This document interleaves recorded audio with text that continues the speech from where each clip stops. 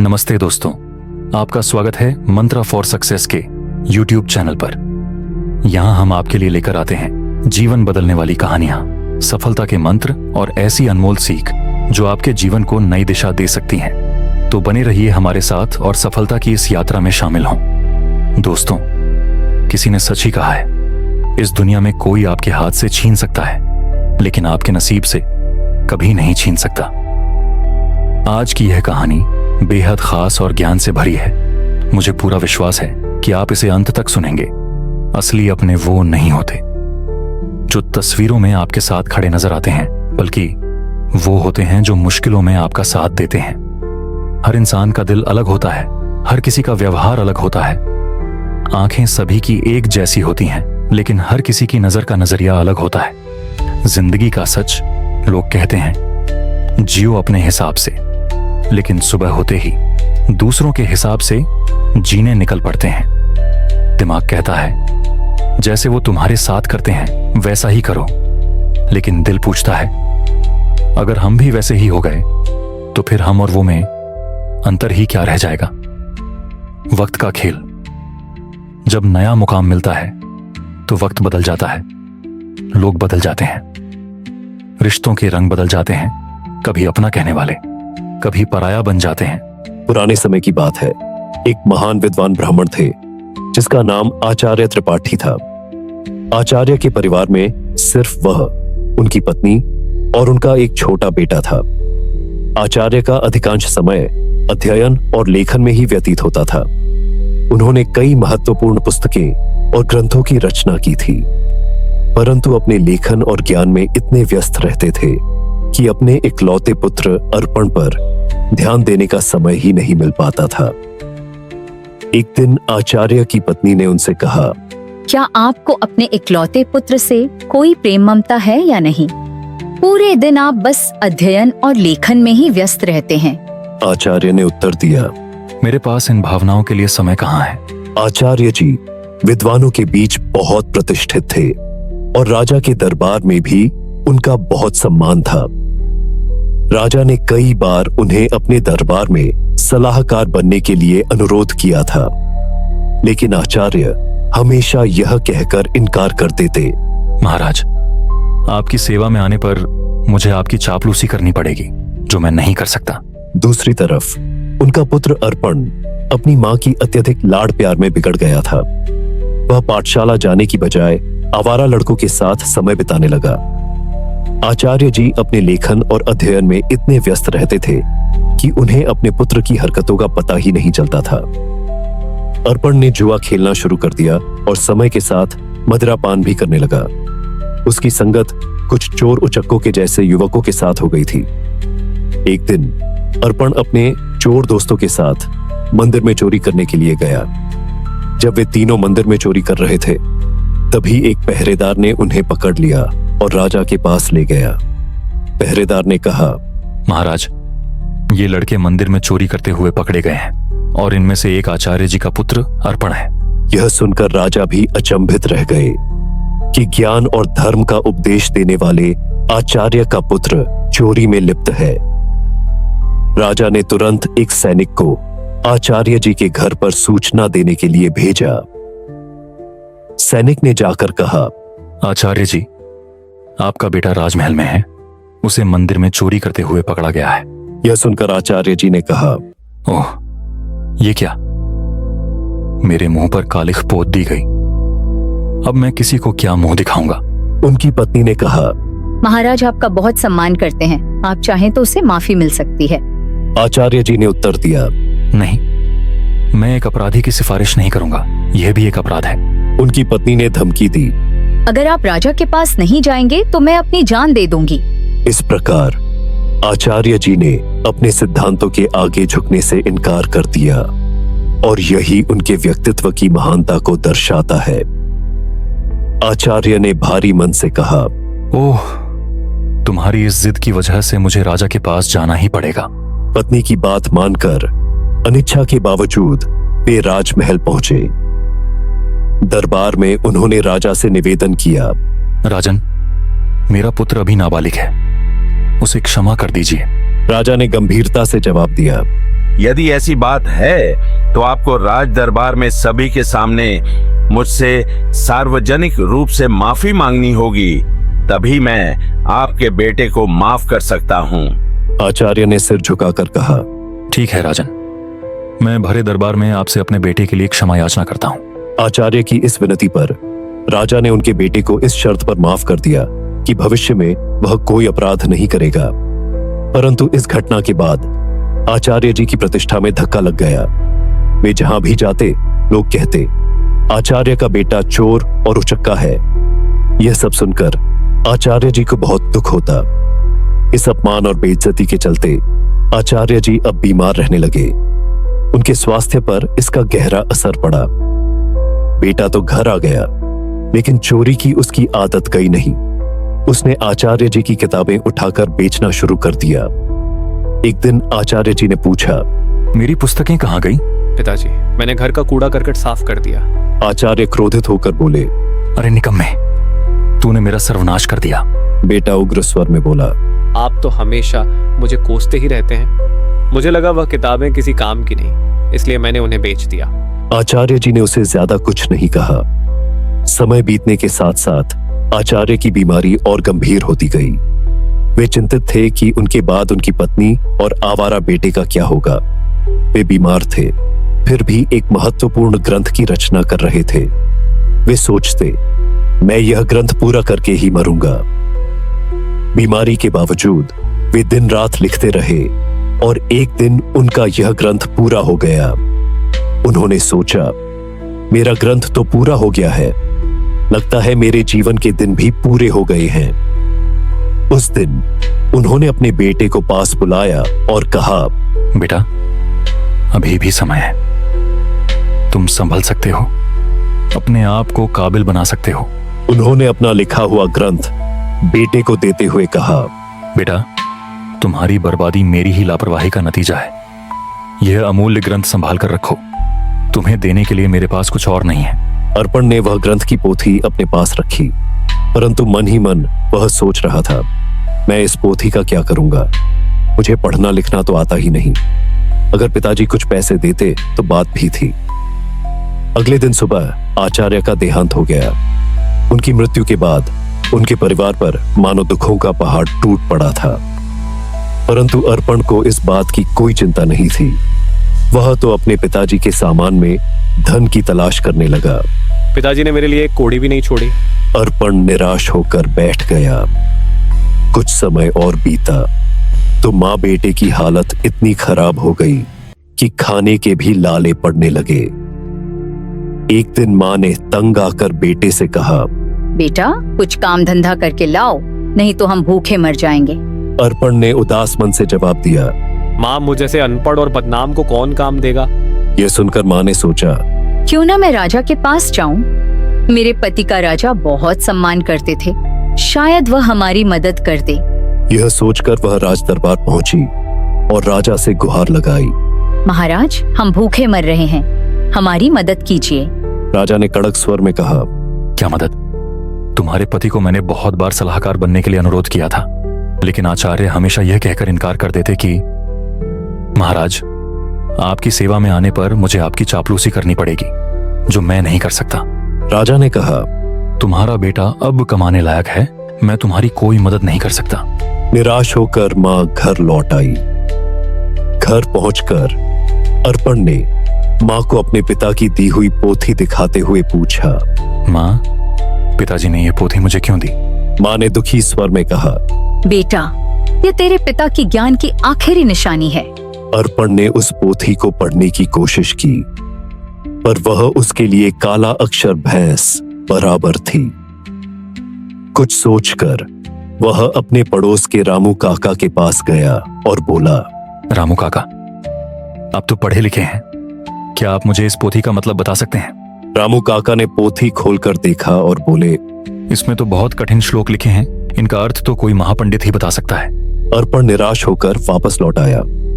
उसने कई जगह काम ढूंढने की कोशिश की, पर अपनी बुरी छवि के कारण किसी ने उसे काम पर रखने से इनकार कर दिया। वह जहां भी जाता लोग उसे दुत्कार कर भगा देते थे। इस बीच उसकी मां भूख और बीमारी से कमजोर होती चली गई। अपनी माँ की लाचारी और भूख को देखकर अर्पण ने खाने का इंतजाम करने की ठानी और घर से निकल पड़ा। चलते चलते उसकी नजर एक बगीचे पर पड़ी जिसमें फलों के पेड़ लगे हुए थे। उससे रहा नहीं गया और वह बगीचे के अंदर चला गया। अर्पण ने जल्दी से कुछ फल तोड़े, लेकिन तभी बगीचे का पहरेदार वहां आ गया। वह बगीचा महाराज का था। एक बार फिर अर्पण को पकड़कर महाराज के सामने पेश कर दिया गया। पहरेदार ने कहा, महाराज, यह आपके बगीचे से फल चुरा रहा था। राजा ने गुस्से में कहा, अरे, तुम्हारी अब तक आंखें नहीं खुली? तुमने फिर से चोरी की? अर्पण गिड़गिड़ाकर बोला, महाराज, मैं कई दिनों से भूखा हूं। राजा ने कड़क आवाज में कहा, चुप हो जाओ। अगर तुम आचार्य के पुत्र न होते तो तुम्हें सूली पर चढ़ा देता। तुम्हारी यही सजा है कि तुरंत मेरा राज्य छोड़ दो। वह बेचारा कह भी नहीं पाया कि वह भूख से लाचार है। राज्य से निकाले जाने की सजा पाकर जब बेचारा अर्पण घर लौटा तो उसकी मां की मृत्यु हो चुकी थी, क्योंकि कई दिनों से उसने कुछ नहीं खाया था और उसे हमेशा चिंता सताती रहती कि मेरे जाने के बाद मेरे बेटे का क्या होगा। दुखी मन से उसने अपनी मां का अंतिम संस्कार किया और राज्य छोड़ने का निश्चय कर लिया।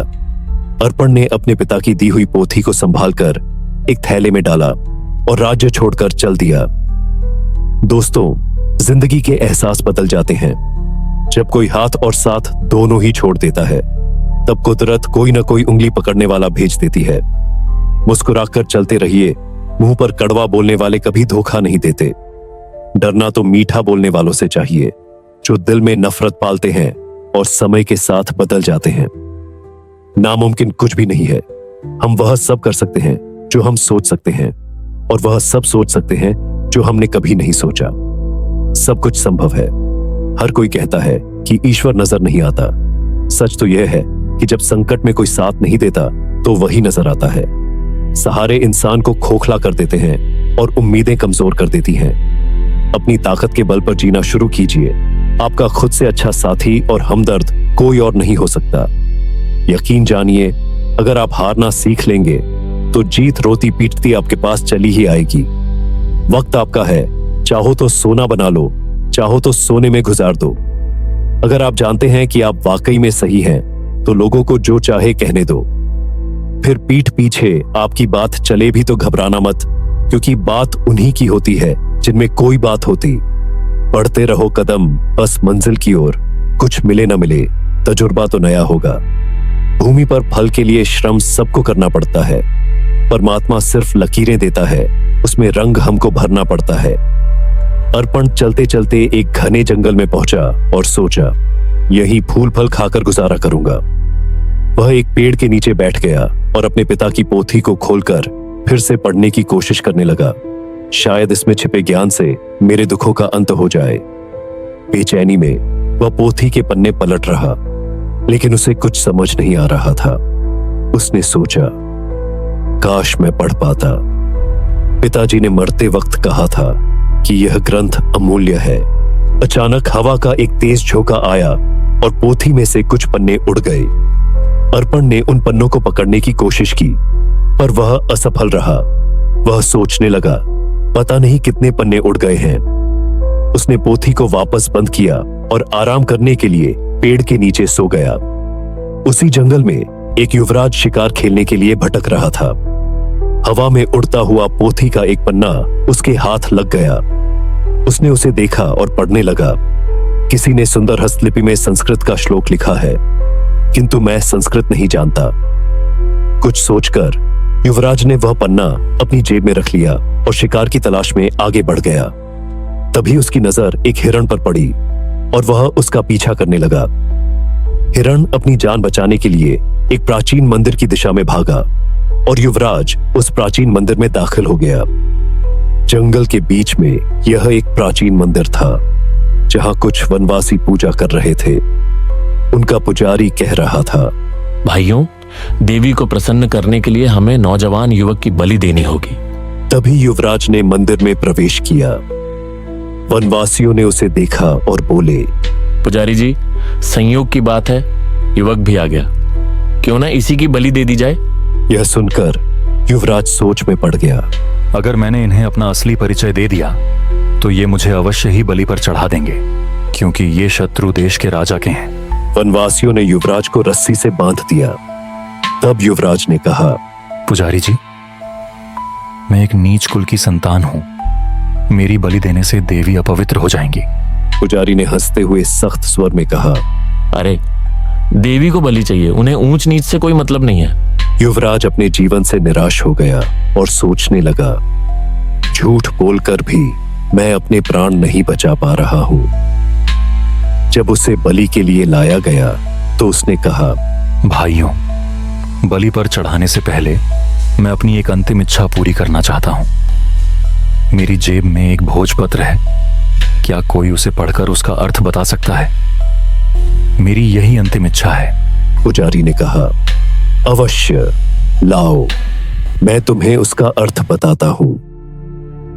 पुजारी ने उस ग्रंथ के पन्ने को अपने हाथ में उठाया और कहने लगा, इस भोजपत्र पर 2 श्लोक अंकित हैं। पहले का अर्थ है, एक झूठ कई झूठों को जन्म देता है और झूठा व्यक्ति अंततः मुसीबत में फंस जाता है। दूसरे श्लोक का भावार्थ है, किसी के प्राण लेना सरल है, परंतु किसी को जीवन देना अत्यंत कठिन है। युवराज यह सुनकर फूट फूट कर रोने लगा। पुजारी ने उससे पूछा, तुम रो क्यों रहे हो? युवराज ने रोते हुए कहा, ये दोनों श्लोक मुझ पर ही चरितार्थ होते हैं। यह सुनकर वनवासियों को अपनी गलती का एहसास हुआ। उनमें से एक आगे बढ़कर बोला, पुजारी जी, यह युवक सच कह रहा है। हमें इसे जबरदस्ती बलि पर चढ़ाने का कोई अधिकार नहीं है।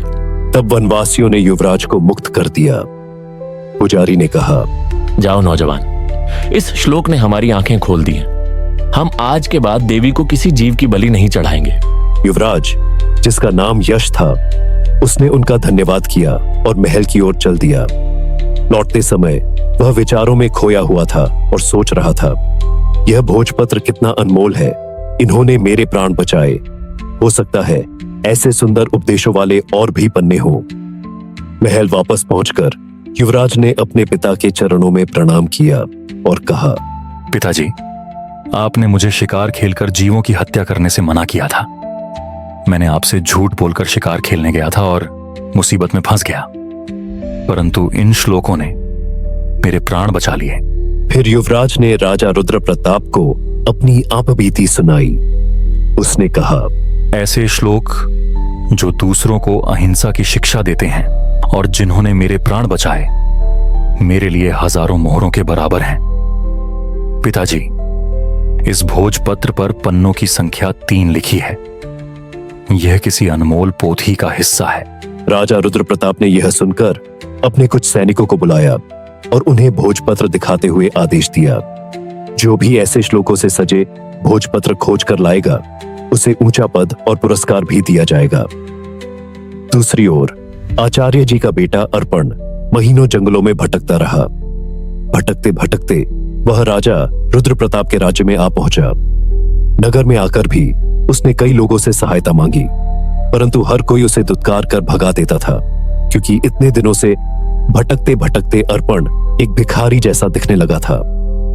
एक दिन की बात है, भूखा प्यासा अर्पण राजमहल की तरफ से निकल रहा था और उसे जोर की भूख लग रही थी। वह सोचने लगा कि अब भूख के मारे उसकी जान निकली जा रही है। तभी अचानक राजमहल की रसोई से खाने की महक उसकी नाक में आ गई। अनायास ही वह उस मोहक सुगंध की ओर खींचता चला गया और सीधा रसोई घर में जा पहुंचा।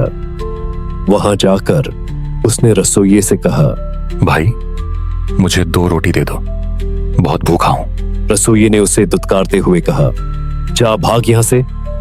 लेकिन अर्पण की भूख इतनी बढ़ चुकी थी कि उससे सहन नहीं हो रही थी। उसने मौके का फायदा उठाकर रसोइये से नजरें बचाई और 2-3 रोटियां उठाकर अपने थैले में डाल ली। दुर्भाग्य से रसोइये की नजर उस पर पड़ गई। उसने अर्पण का हाथ पकड़ लिया और गुस्से में बोला, अरे रोटी चोर, चल तुझे महाराज के सामने ले चलता हूं। अर्पण भूख के कारण चल भी नहीं पा रहा था और रसोइया उसे खींचता हुआ महाराज के पास ले गया और बोला, महाराज जी, यह भिखारी लड़का राजमहल की रसोई में घुस आया और यहाँ से रोटियां चुराई हैं, जो इसके थैले में है। महाराज ने सिपाहियों को आदेश दिया। इस भिखारी के थैले को उल्टा कर दिया जाए। एक सिपाही आगे बढ़ा और अर्पण का थैला छीना और उसे उल्टा कर दिया। थैले से रोटियों के साथ साथ वह ग्रंथ भी निकल आया जो अर्पण के पिता ने लिखा था। उसी समय युवराज भी वहां से गुजर रहे थे। ग्रंथ को देखते ही युवराज की आंखें चमक उठी। उसने तुरंत ग्रंथ को उठा लिया और खुशी से चिल्ला उठा, अरे, यह तो वही अनमोल पोथी है जिसकी हमें महीनों से तलाश थी। फिर युवराज ने अर्पण की ओर देखा और आदरपूर्वक अपने सिपाही को कहा, इस धनवान लड़के को सम्मान से बिठाया जाए। फिर उस लड़के को एक सिंहासन पर बैठाया गया। फिर युवराज ने पूछा, भाई, तुम्हारा नाम क्या है? लड़के ने कहा, मेरा नाम अर्पण है। युवराज ने कहा, इतनी अनमोल संपत्ति होने के बावजूद भी तुम भीख मांग रहे हो। मैं इस पोथी के लिए तुम्हें 5000 स्वर्ण मुद्राएं देने को तैयार हूं। अर्पण यह सुनकर एकदम अचंभित रह गया और बोला, क्या कहा? 5000 स्वर्ण मुद्राएं? कम नहीं है महाराज। मैं सोच रहा था कि लाखों की संपत्ति रखते हुए भी मैं भूखा मर रहा था। फिर उसने कहा, मित्र, इस पोथी के वचनों ने सदा मुझे पतन के गड्ढे में गिरने से बचाया है और मेरे प्राणों की रक्षा की है, लेकिन मेरी आंखें बार बार ठोकर खाकर भी नहीं खुली। युवराज ने पोथी खोली और अर्पण को पहले और दूसरे पन्ने की श्लोक सुनाने लगा। उसमें लिखा था कि अविद्या सारे कपटों की जननी है और संकटों में ही अपने और पराये की पहचान होती है। अर्पण ने कहा, सचमुच अविद्या ने ही मुझे दर दर का भिखारी बना दिया। अगर मैंने बचपन में ही विद्या ग्रहण की होती तो आज मैं भी अपने पिता की तरह एक विद्वान होता। युवराज ने कहा, भाई अर्पण, अपनी पोथी का यह मूल्य स्वीकार करो। और यह कहते हुए उसने स्वर्ण मुद्राओं की थैली अर्पण को थमा दी। अर्पण ने थैली को हाथ में लेते हुए कहा, अब मैं धन का बोझ कहां उठाता फिरूं? इस धन को मैं गरीब बच्चों की अविद्या दूर करने के लिए लगाऊंगा। युवराज ने कहा, मित्र, अब तुम एक भिखारी नहीं रहे, तुम तो अब महान धनवान हो गए हो। अर्पण सोच रहा था, काश यह समझ मुझे बचपन में ही आ गई होती तो शायद मेरे माता पिता आज यहां होते। इसके बाद अर्पण ने वह धन ग्रहण किया और उसने उस धन से गरीब बच्चों के लिए एक पाठशाला बनवाई और खुद भी विद्या प्राप्त करने लगा। दोस्तों, किसी ने बड़े कमाल की बात कही है कि हौसला ना हार, गिरकर उठे मुसाफिर। अगर दर्द यहां मिला है तो दवा भी यही मिलेगी। दोस्तों, जीवन में जो होना है वह होकर रहेगा। यह कहानी सिखाती है कि अगर आपकी बुराइयां आप पर हावी हो गईं, तो आपका अंत निश्चित है। इसलिए बुराइयों को अपने ऊपर हावी मत होने दो। इस कहानी को सुनने के लिए धन्यवाद दोस्तों। अगर आपको आज का वीडियो पसंद आया हो तो लाइक जरूर करें और चैनल को सब्सक्राइब करना ना भूलें, ताकि आप ऐसे ही ज्ञानवर्धक वीडियो से जुड़े रहें।